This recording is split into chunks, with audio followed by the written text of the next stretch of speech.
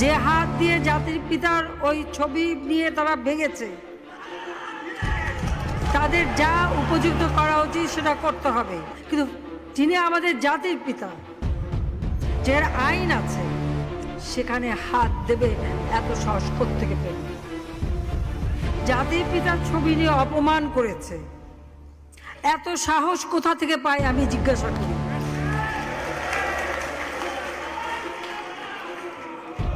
আমি জানি না আমাদের হাই কমিশনার এখন কারা বসেছিল এবং তারা সেখানে কিছুই করতে পারলো না কেন, সেটাও বড় প্রশ্ন।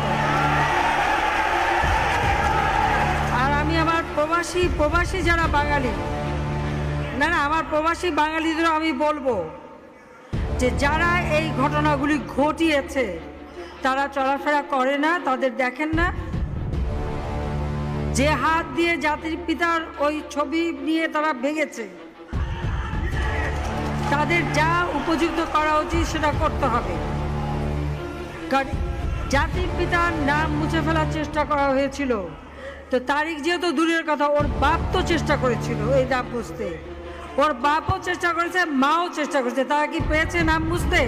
পারে নাই। ইতিহাস কখনো কেউ চাপা দিতে পারে না।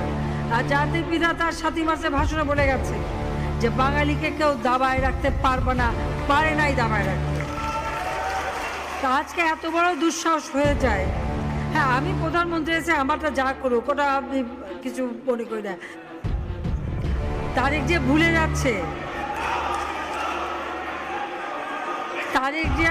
যাচ্ছে, যে তার মা দুর্নীতি করে জেলে গেছে, আজকে তার